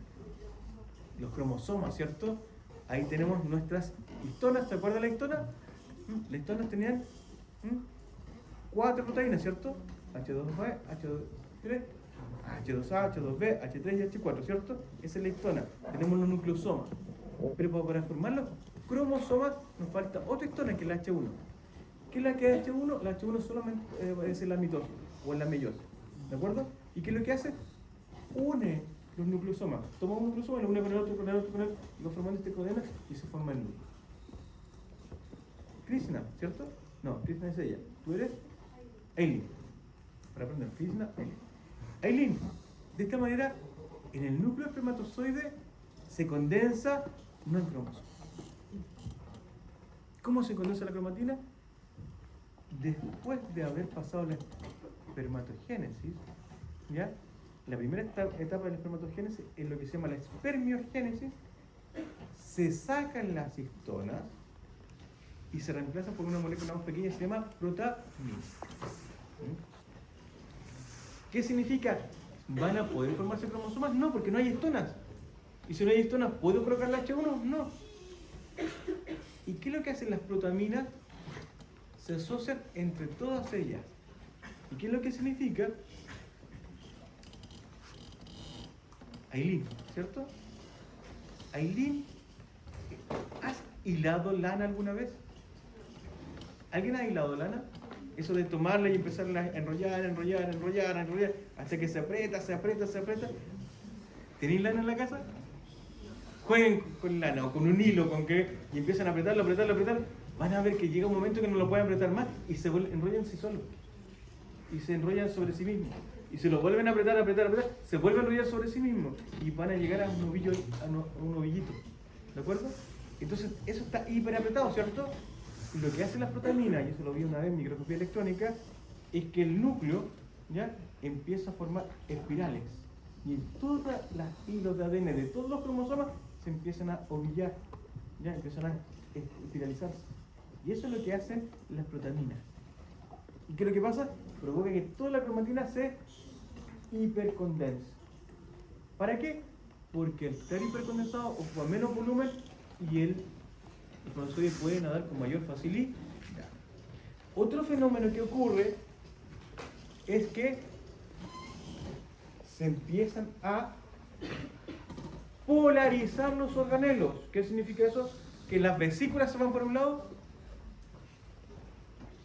y el centriolo se va para el otro lado. ¿Qué forma el centriolo? ¿Para qué sirven los centriolos? ¿El centrosoma para qué sirve? ¿Por qué? Uso. ¿Qué es eso? Ahí atrás. ¿Qué es el uso? Aquí dijeron, para formar el uso mitótico. Son microtúbulos. Oye, ¿solamente los microtúbulos se forman en la división celular? No, siempre están. Siempre están. ¿De acuerdo? Por lo cuanto, el uso mitótico es porque lo vemos en un fenómeno, pero siempre está. ¿Y qué es lo que pasa con ese uso? Es que al polarizarlo, y en vez de los centriolos mirar hacia el núcleo, o hacia el citosol, empiezan a mirar hacia afuera. Y empiezan a empujar la membrana plasmática, se asocian a la actina de la membrana plasmática, se estabilizan y empiezan a empujar, empiezan a crecer los microtúbulos y empiezan a crecer. ¿Y qué va a provocar eso? Que se forma este estructura que se llama el flagelo. ¿Conocen estructuras similares en las células? ¿Que tengan microtúbulos adentro? ¿No? Solamente se producen en el espermatozoide esta estructura, ¿no? Porque eso Y- fue para la división celular. ¿Ah? Sí, para la división celular. Se ocupan en la división celular, pero estoy hablando en esta agrupación como flagelo. La agrupación como flagelo es que los microtúbulos se encuentran en una distribución de 1, 2, 3, 4, 5, 6, 7, 8, 9 y 2 centrales. Una distribución 9 más 2. Eso ocurre en el flagelo. ¿Y qué es lo que pasa? Si uno lo larga están los microtúbulos. Y un microtúbulo central, ¿de acuerdo? ¿Esa estructura 9 más 2 solamente es propia del flagelo? No, también de los cilios. ¿Dónde encontramos cilios? ¿Hay cilios en nuestro cuerpo? ¿O está en los protozoos solamente? No, estoy hablando de nuestro cuerpo. ¿Hay cilios en nuestro cuerpo? ¿Dónde? En los bronquios, ¿cierto? ¿Y qué es lo que pasa con esos cilios? Ayudan a sacar la mucosidad.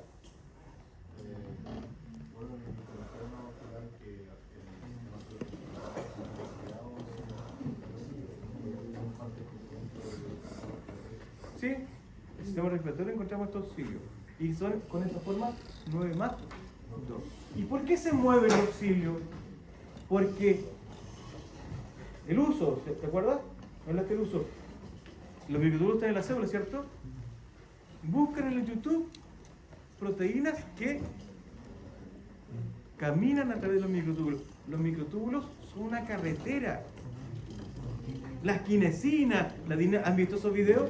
Son súper atractivos. Dice, el meme dice, si estás triste, no te preocupes. Hay una molécula que siempre está caminando por ti. Y aparece una proteína caminando por un microtúbulo, por una vesícula, ¿cierto? ¿Lo han visto? ¿Qué es lo que ocurre? Entre los microtúbulos hay proteínas motoras. Es decir, en los cilios van a haber proteínas motoras. ¿Y qué va a pasar con esa proteína motora? Imagínate, tengo mi brazo en un microtúbulo, coloco una proteína motora aquí y acá, ¿cierto? Así, ¿de acuerdo? Imagínate que camina una para allá y la otra para acá. ¿Qué va a pasar con eso? Que los microtúbulos van a empezar a hacer este movimiento.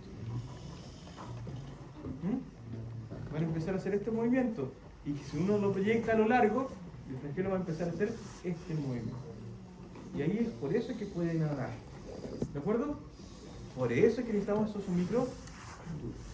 ¿De acuerdo?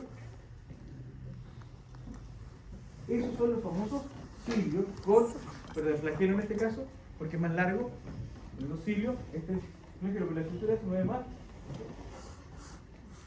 Pero ese movimiento necesita energía. ¿Qué necesita entonces? ¿Qué molécula? ATP. Pero ahí yo tengo un problema, me van a disculpar. Para mí el ATP no es energía. ¿Ya? Lo que hace el ATP es una fuente de fosfato. ¿Y qué es lo que hacen los fosfatos? Si yo te entrego un fosfato, ¿qué es lo que hace esto? Es como una pelota de básquet. Te entrego una pelota. Tómate. ¿Tomaste una pelota, cierto? ¿Te moviste? No. Te entregué 2. Toma 2 pelotas ahora. ¿Estás tomando una sola? Ya. 4. ¿Te tuviste que mover? Pero los brazos, ¿cómo están? Más grandes, ¿cierto? ¿Tuviste que cambiar tu forma? ¿Te tuviste que mover? Sí, pues tu movimiento es que cambias tu forma. ¿Y qué es lo que pasa? Cuando yo entrego fosfato, lo que estoy haciendo es cambiando de forma. Entonces, estoy en la forma basal, ATP, fosfato, pierna. Otro ATP, cierro y vuelvo a mi estadio basal. Y eso es que, gracias a los fosfatos que entrega el ATP, permite los movimientos. Y también es un ATP. También es un... Bueno, el ATP es el más famoso, pero el GTP también está. ¿Ya? Y es... cumple la misma función. ¿De acuerdo? Pero ahí tengo otra cosa.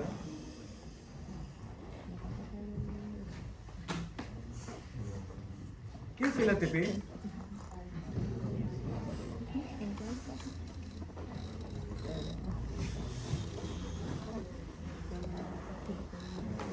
Adenosín. Adenosín. ¿Por qué? Yo me acuerdo que hice este dibujo, ¿no? ¿Qué es eso? ¿Cuántos fósforos tiene? Ya, si esta fuera una A, ¿cómo lo llaman? Adenosín, mono, fosfato.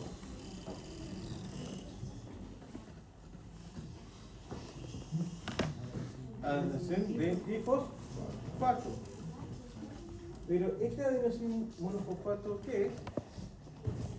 Es un nucleótido.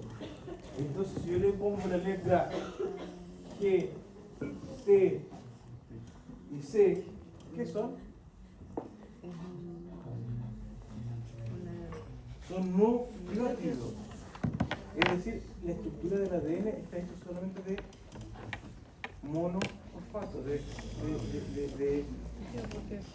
nucleótidos. Es decir, nuestro ADN son nucleótidos. Y ese nucleótido, cuando está soluble, va a producir, dice, fosforilamasa, va a producir esta molécula hiperreactiva que es el ATP. Por lo tanto, todo nuestro ADN es un familiar del ATP, o el ATP es un familiar del ADN. ¿De acuerdo? Por eso es tan importante. No, lo que difiere es la base nitrogenada. Es la base nitrogenada. Buenísimo. Pero lo que pasa es que al tener 3 fósforos, su función es entregar fósforos. ¿Ya? Porque al tener muchos fósforos, te vuelves muy loquito, tienes mucho, muy de entregar fósforos. La vida media de un ATP es muy corta. ¿De acuerdo? ¿Cuánto dura? Milisegundos, menos de milisegundos. ¿De acuerdo? Su formación es que hay que gastarlo de inmediato. Son muy cortas. Entonces, ¿qué pasa en la pieza media? Encontramos, ¿qué cosa? Las mitocondrias. Y en el otro lado encontramos, bueno, aquí en la base del cuello, tenemos ahí el cuello, está el centriolo, ¿de acuerdo?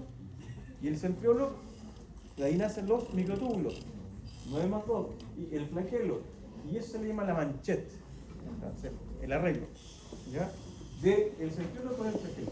Y al lado opuesto, quedan fusión de todas las vesículas, que queda el acrosoma. Y el acrosoma, que es lo que tiene enzimas proteolíticas.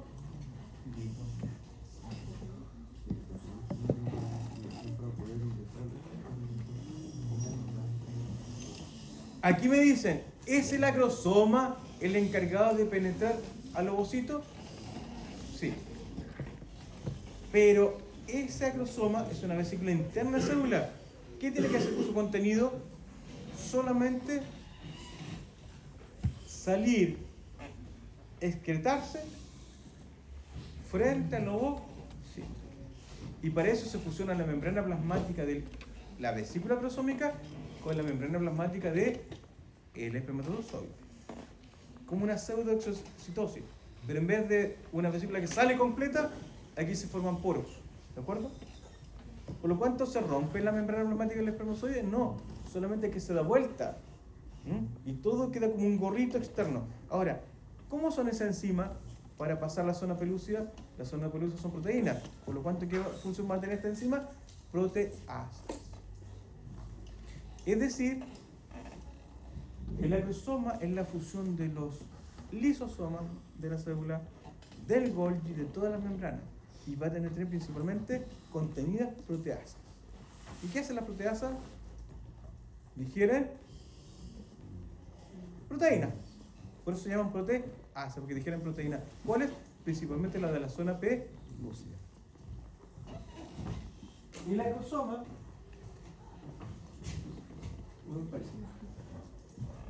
el acrosoma, tiene aquí el espermatozoide, el núcleo, y aquí tengo el acrosoma. Y el acrosoma tiene enzimas que son principalmente la acrosina y la hialuronidasa.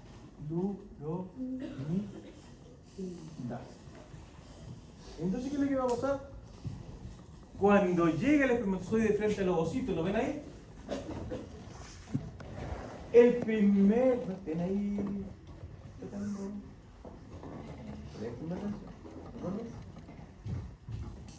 Si yo tengo el ovocito, ¿el primer espermatozoide que llega es el que fecunda? ¿Y por qué no? ¿Matarla? No, desintegrarla como pasar. Ah, desintegrarla, ya. De un láser la desintegra.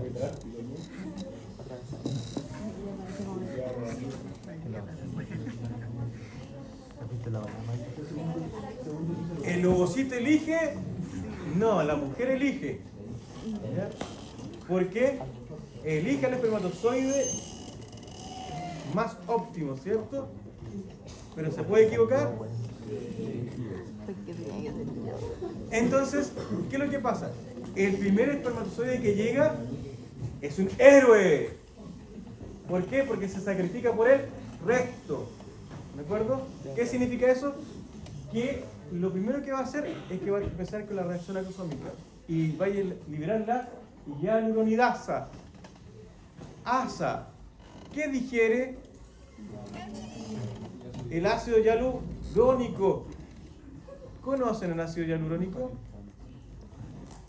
¿De qué es parte el ácido hialurónico?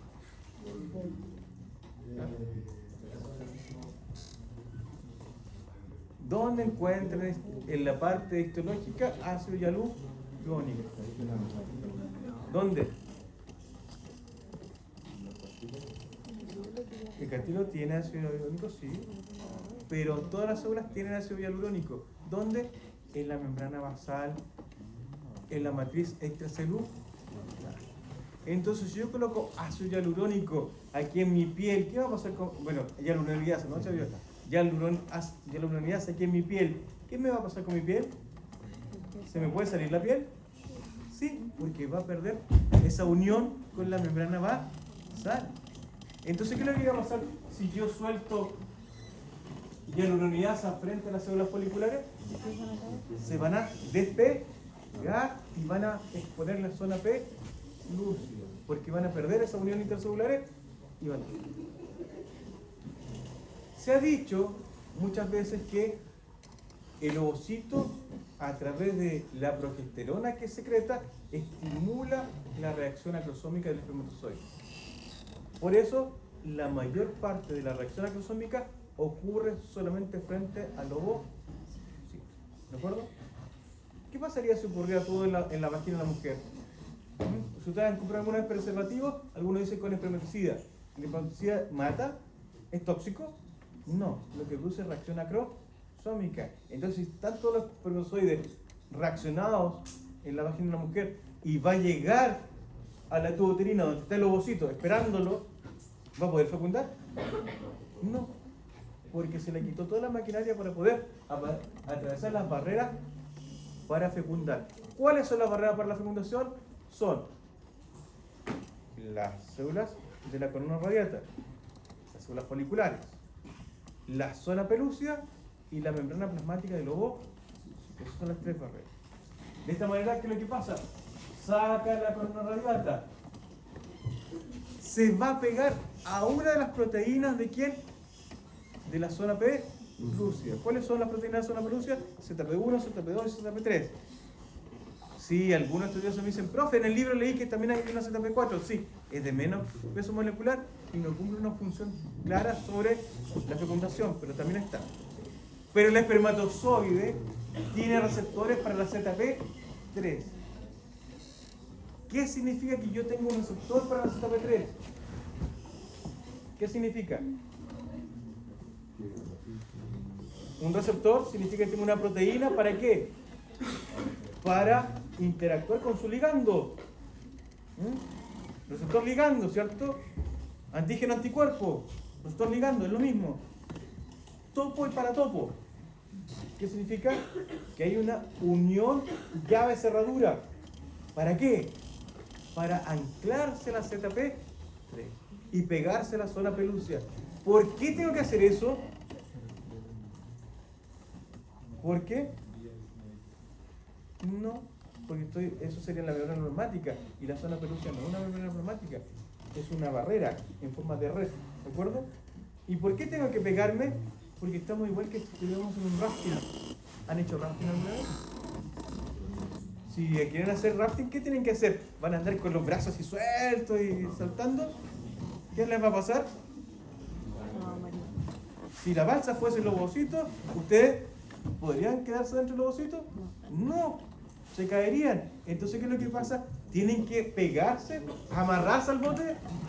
Sí, porque estamos en un río que es la tuboterina y estamos en un flujo y estamos dando vueltas y esto es vertiginoso, por lo cual necesitamos agarrarnos. Sí, por eso hay receptores para el ZP. ¿Y qué pasa con eso? Que gracias a eso ahora la acrosina va a ser la que va a poder pasar igual que una broca, porque queda pegada a la parte interna de la membrana del acrosoma y va a poder atravesar la zona P. Y cuando se junte ahora la membrana plasmática del espermatozoide con el ovocito, ¿qué es lo que va a poder ocurrir? Que se van a fusionar la membrana plasmática y el núcleo del ovocito se va a meter dentro del ovocito y se va a formar un pronúcleo masculino y un pronúcleo femenino. ¿Por qué pronúcleo? Porque son haploides. ¿De acuerdo?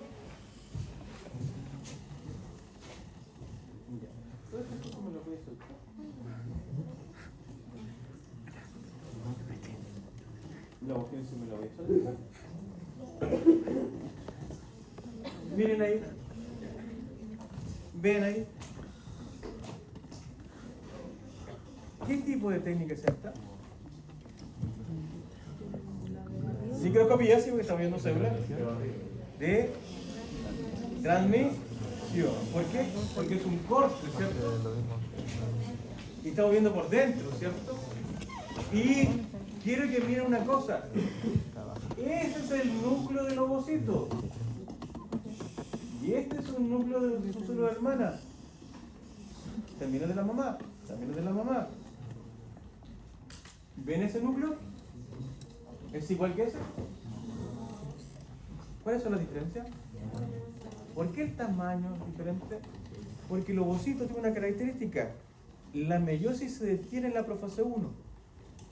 En el ovocito, durante el desarrollo embrionario fetal, se detienen todos los ovocitos de la mujer en profase 1. Por lo tanto, pasamos por la duplicación del ciclo celular fase S y pasamos de 2C a 4C. Duplicamos la cromatina, por eso la C, cromatina. Y nos mantenemos así. Por lo cuanto, un ovocito tiene el doble de cromatina, por lo cuanto el potencial de expresión de genes, ¿cuánto es? Al menos el doble. Pero si uno ve, esta es una célula diploide, esta es 2C, esta es 4C. Por lo tanto, la cantidad de expresión génica que tiene esta célula es el doble de eso, al menos. Por lo tanto, expresa más genes. ¿Y por qué tiene que expresar más genes? Porque tiene que crecer mucho.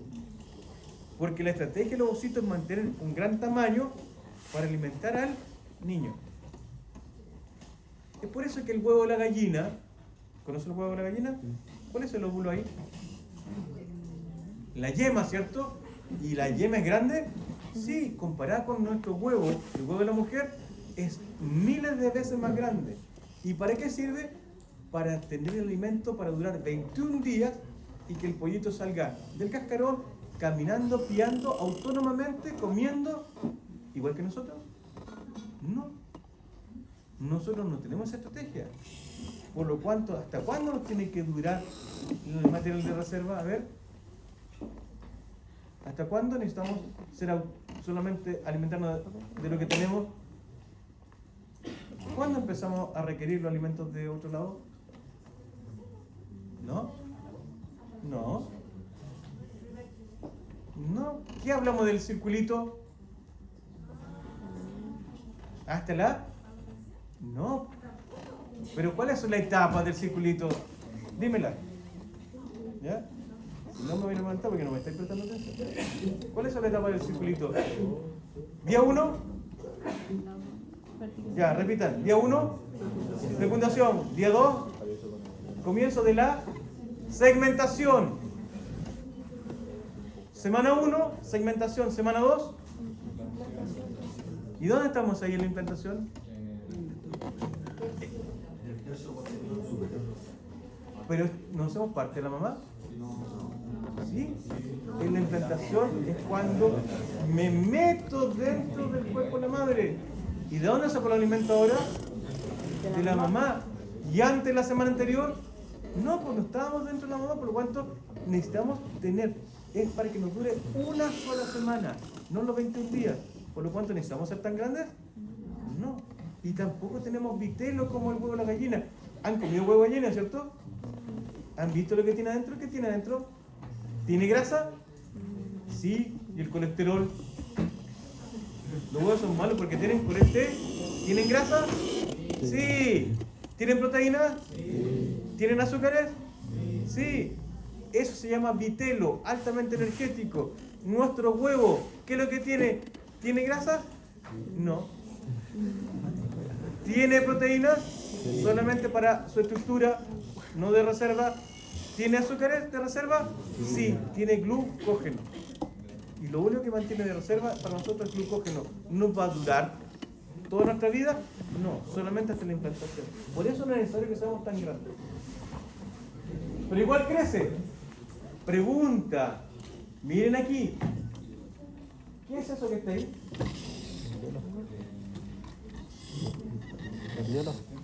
No. ¿Fuerte? Un ovocito. No. Esto es un ovocito. Todo esto.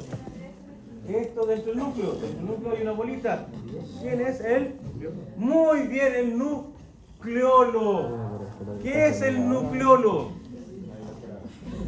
¿Qué es el nucleolo? Es el lugar de síntesis de la ARN ribosomal. ¿Para qué necesito ribosoma? Y tantos, porque el nucleolo, mira, compara ese nucleolo con ese nucleolo. Para la traducción, para la síntesis de proteínas. ¿Y cuántas proteínas estoy sintetizando yo? Muchas.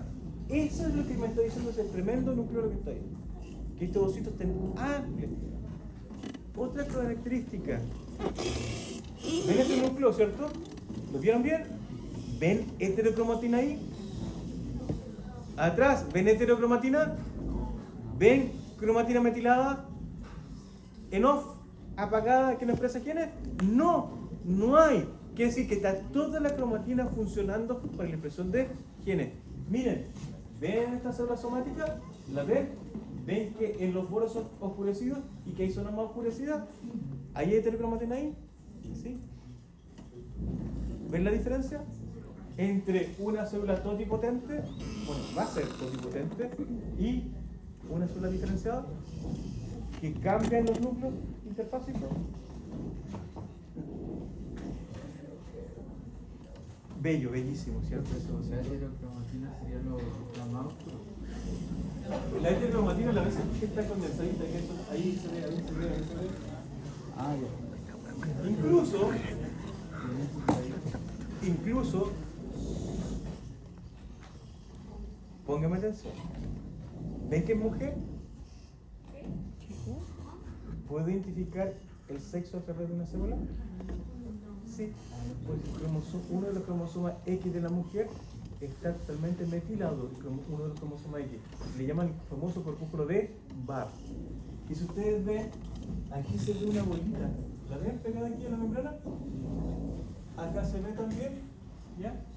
Acá también se ve, además del núcleo, se ve una bolita pegada a la membrana. Es un cromosoma inhibido, que es el famoso corpúsculo de Bach. Y por el cuanto esas son células TME.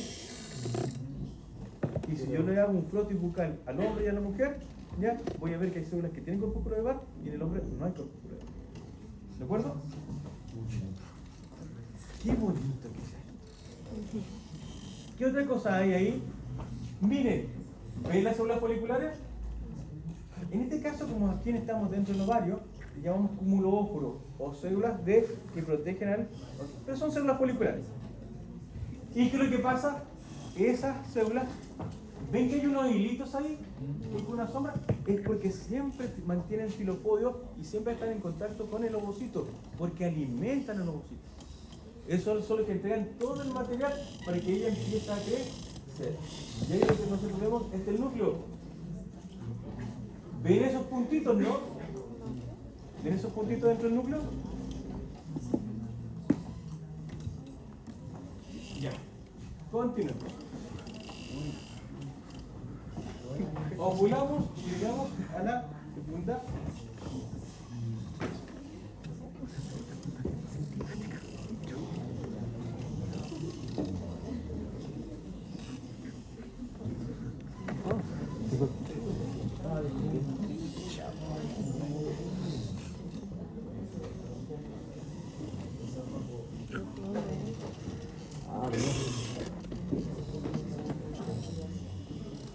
¿Dónde ocurre la fecundación?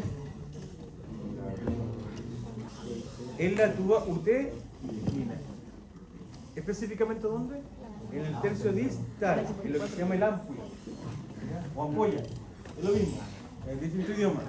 Latín, español. Ámpula, en latín, ampulae. ¿De acuerdo? Y en español, ampolla. ¿De acuerdo? Es un engrosamiento del tercio distal donde hay vellosidades tipo intestinales. ¿Conoce la vellosidad intestinal, cierto? Son como deditos. Entonces, ¿qué es lo que pasa?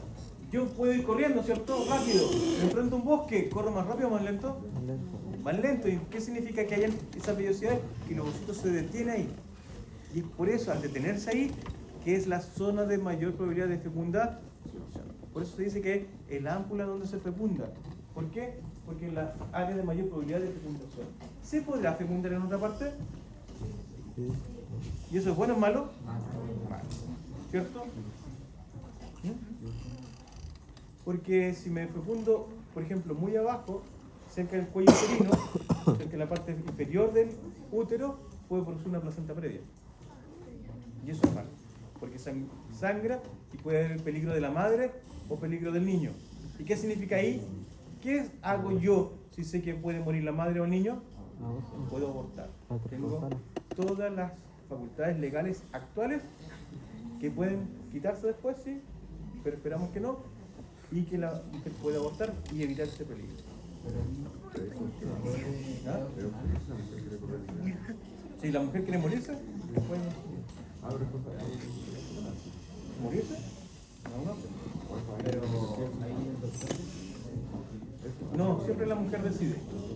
Ya, pero puede decir morir. Es que morirse no es una decisión, no es una opción, es un riesgo. Opciones son las cosas que yo puedo elegir. ¿Para qué? Para sobrevivir. Si yo sé que voy a morir y voy a morir y voy a morir, no es una opción. ¿De acuerdo? Porque no tengo por otra forma de cambiar el destino. Entonces, ¿qué es lo que ocurre? La fecundación ocurre en el tercio distal de la tuba uterina. ¿Y qué pasa ahí durante toda la vida? Que hay un flujo que se produce hacia el útero producto del istmo, porque el istmo tiene musculatura y se contrae y hace como un anillo y empieza a tirar todo hacia dentro del útero. Por eso es como una aspiradora. Por eso cuando se ovula y succiona todo eso la tuba uterina y se mete. ¿Qué pasaría si no se metiera adentro de la tuba uterina el producto de la ovulación? ¿A dónde cae? ¿A dónde va? Si vamos a tener la clase en 2 minutos. ¿Ya? ¿Un interrumpe ya? No lo voy a hacer. ¿Qué es lo que ocurre? Se reabsorbe, pero ¿a dónde va a caer ese producto de la ovulación? En el abdomen. ¿Y podrán haber embarazos abdominales? Sí, pueden haber embarazos. Por eso es importante que se fecunde en toda la zona. Y el tiempo también es importante. De esa manera, comenzamos entonces la fecundación, tenemos al cigoto, después empieza a tener 2 células, 4 células, 8 células, formación de la mórula y formación del blastocisto. Si yo tengo estas 2 células, ¿las puedo separar? ¿Qué pasa si las separo? ¿Se mueren? ¿Podríamos hacer gemelos? No. ¿Qué son los mellizos? Son el producto de la fecundación de 2 ocitos. ¿Y por qué puede ocurrir eso? Porque la mayoría de las mujeres son irregulares. Y los 2 ovarios pueden ovular al mismo tiempo y tener 2 óvulos que se fecundan con 2 espermatozoides, los cuales son genéticamente distintos. Mientras que los gemelos vienen de un solo huevo. Por eso si yo separo estas 2, ¿podría tener gemelos? Sí, podría tener 2 hijos. Igual, ¿cierto? Y oye, y en esta estadio de 4 células, ¿puedo separar esas 4 células? ¿La mora le puedo sacar la semillita? Sí, fácilmente. ¿Cuántos hijos podría tener ahí? ¿4? ¿Cómo se van a ver con 4 hijos de una sola vez? Wow, ¿cierto? Oye, pero vamos, aquí tenemos 8 células. ¿Las puedo separar? ¿Puedo tener 8 hijos? ¿Cuánto es el máximo hijo que puede tener una mujer al mismo tiempo? 2, ¿Cuánto es el récord Guinness? 10 creo que son. 7. Yo he visto hasta 11. ¿Hasta 11? Pero teóricamente pueden ser 16. Teóricamente puede una mujer mantener 16. Pero ¿y qué Por por qué una- ya la guardas? por un cálculo Explota. teórico. Parece- Teórico, no en la práctica. Pero, ¿qué pasa? La naturaleza es sabia. ¿Puedo tener 16 hijos de una sola vez? No. ¿Puedo tener 8 hijos de una sola vez? No. O sea, de poder. Pero sería muy difícil. 6. Pero la naturaleza es sabia. Entre 8 y 16 células ocurre la compactación. ¿Qué significa esa compactación? Que las células que están por fuera se forman un epitelio. Te respondo antes de terminar la clase. ¿Y qué es lo que pasa? Se forma un epitelio, entonces se transforman en el trofoblasto. Y eso provoca que se empiece a cavitar la célula y se transforma en ¿qué? En un blastocito. ¿Y qué es lo que pasa? Las células que están por fuera ya tienen una diferenciación, que van a ser el trofoblasto, y las células que están por dentro, y aquí las pintaron azul, van a ser las más interno, embrioblasto. Y eso va a quedar formando el blastocisto. Parte del El blastocisto, récord tiene 9. trofoblasto, embrioblasto o más célula interna y cavidad del blastocisto, blastocito. ¿Y nos podemos implantar ahora? Todavía no, porque nos queda la zona pelúcida. Entonces hablamos de un blastocisto compactado dentro de la zona pelúcida y tiene que eclosionar. ¿Para qué? Porque es el trofoblasto el que se implanta. ¿Anotaron eso? Voy a preguntar al jefe. El que se produzcan gemelos es un factor genético. Sí, porque ¿por qué voy a separar esa célula? Lo vamos a contar en la próxima clase. En esta misma hora, mismo canal. Una cosa, lo que hablé ahora es un tipo de gemelidad. Existen más tipos de gemelidad. Y si esto lo hago yo artificialmente en el laboratorio, hablo de clonar. ¿De acuerdo? Muchas gracias. Que estén muy bien.